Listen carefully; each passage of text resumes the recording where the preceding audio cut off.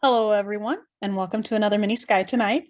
So one interesting topic I wanted to try to cover over is known as redshift. It's a term that's often loosely used in astronomy, and many people don't quite understand what the term means. And especially when it talks about the expansion of the universe, when astronomers mention the term, everything is redshifted.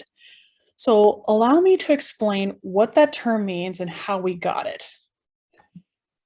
But before we go into explaining that, we have to understand what light is. Light is basically radiation and or the electromagnetic wave, to use the same concept. It's basically a form of energy transfer. And light comes in many different forms. It comes in the form of X-rays, visible light, radio waves, microwaves, etc. So light is basically a form of energy that is transferred or radiated out into the universe. So if we look at the electromagnetic spectrum, you can see a wide variety of quote unquote different light. You can have it in terms of radio waves, you can have it in terms of microwaves, gamma rays, X-rays, etc. But when we usually think of light, we only think of one tiny part of the spectrum, which is known as the visible spectrum, the light that we see every day. But it encompasses different aspects of the entire electromagnetic spectrum. We just only see that tiny little piece. To basically kind of put it, it's basically like trying to look at a human hair compared to going across the United States. We see very, very little of the entire electromagnetic spectrum. So that's why it's so difficult to see. But let's just focus on the visible spectrum because I find it easy to explain redshift in terms of the visible light. So when we think of light, we think that about light as traveling as a wave. So it has a wave distribution. So we have two crests and a trough. And to talk about wavelength, we're going from crest to crest. And when light travels through a medium, it doesn't always necessarily travel very easy. So for example, you can travel through a medium like say gas or cloud and things like that, but you can't travel through material or an opaque object. So when it comes to understanding the visible light, if we represent it in terms of wavelength, the crest to crest in the little wave bumps, we can see that even the visible light is broken down into those little individual colors in terms of its wavelength. Now we're talking something in the order of 10 to the negative 7th meters. Very, very, very tiny difference. So to even go from 4 to 7 is a small difference, but still a difference nonetheless in the different colors. And this is important because when we're talking about redshift, it's good to know where the standards are. Because when we take light in through a spectroscope, we usually see light during the day as just a whole big standard of white light or blue light or things of that nature.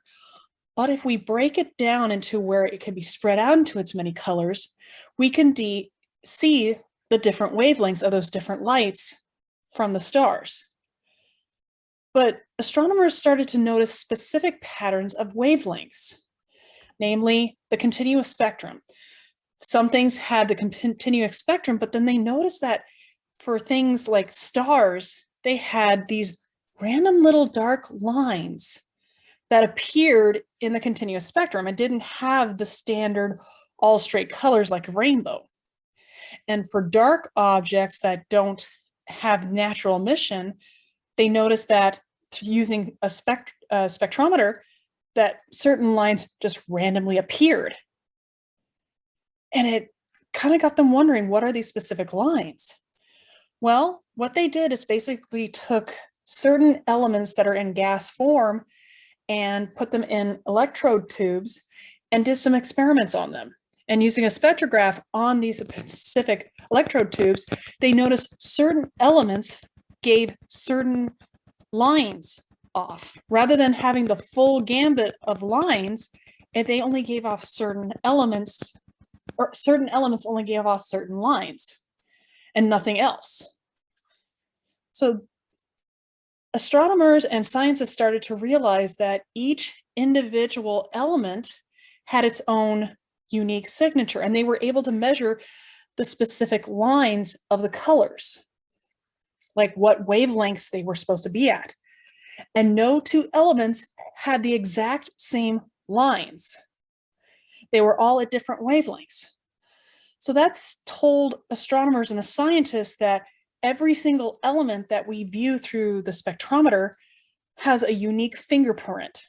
It's unique and different from all the other elements, so we can tell specifically what elements are being displayed.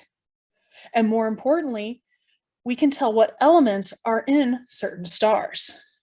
So that's how we know, like, our sun is composed of hydrogen and helium, because we use spectroscopy or a spectrometer to measure out the continuous spectrum of the sun, but we notice it has absorption lines since it's a star. Now, the difference between absorption and emission, again, is basically absorption is when an element inside the star is absorbing the energy that's supposed to go straight out. Whereas in the emission line is basically kind of like a dark gas or material that is emitting excess light and trying to get rid of it.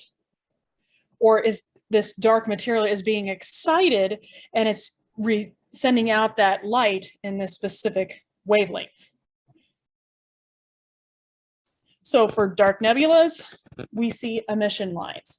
So a star nearby can heat up the gas, and that gas then sends off this radiation or light in those specific wavelengths, depending upon what is inside the nebula. So that's how we can tell certain elements are inside a nebula.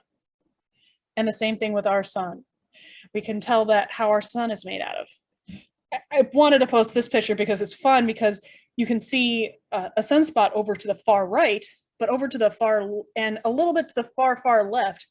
But the one that's pretty obvious is not a star at all. In fact, there's little two spots.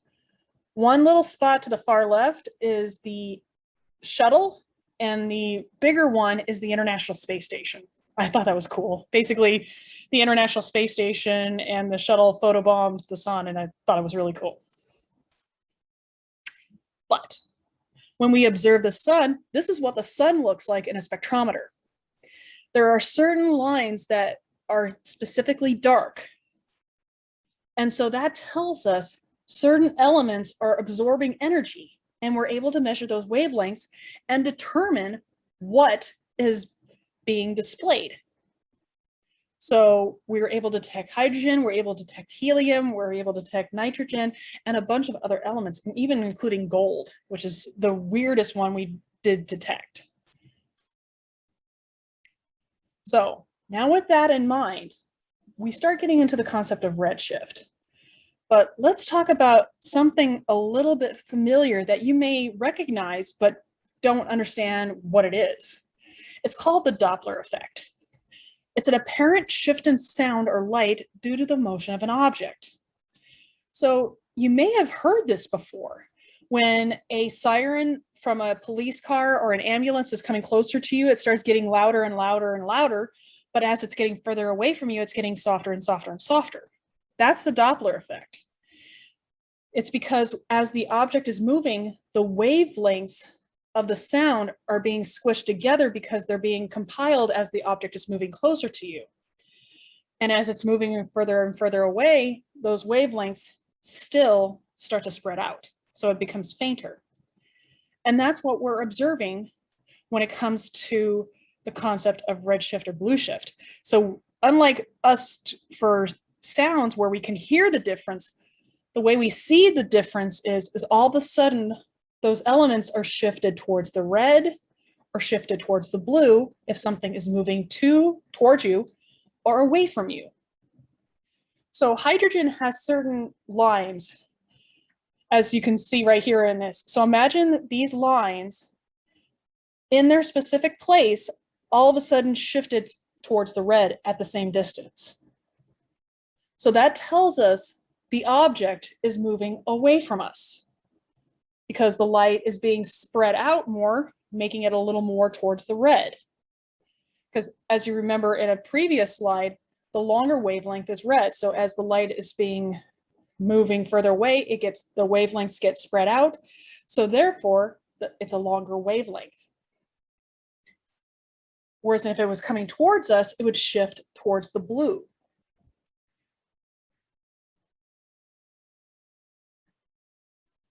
So if we look at these specific lines, so here is helium as an example. It has specific lines at certain places. So it has a red line, a yellow line, a couple of green lines, and a couple of blue lines. And it doesn't matter, it's always these specific lines and no other lines, and it can't all of a sudden one line just go some direction or another direction, because to do that, you change the element. So it has these specific lines. So if it's red shifted, all the lines shift the same distance.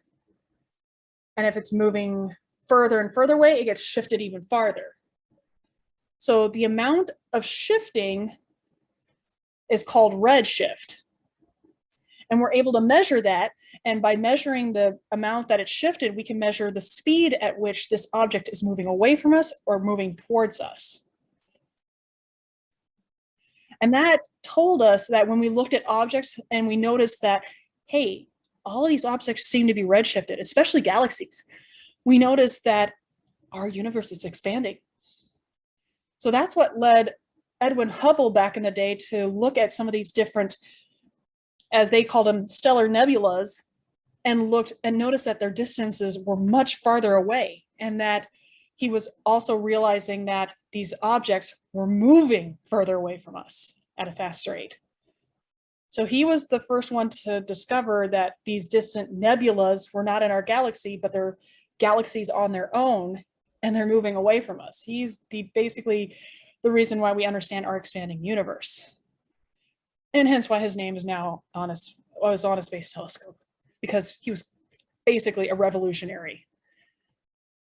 So this is the concept of redshift and why it's such important. It basically explains to us when we look at elements in a particular object, if they are all shifted in a direction, it means they're moving towards or away from us. And in this particular case, most objects are moving away from us at a fast rate. So if you have any questions or comments, leave it down in the comments below. If you have a particular topic you would love for me to cover over, leave it down in the comments as well. And until next time, stay safe, stay healthy, and as always, never stop learning.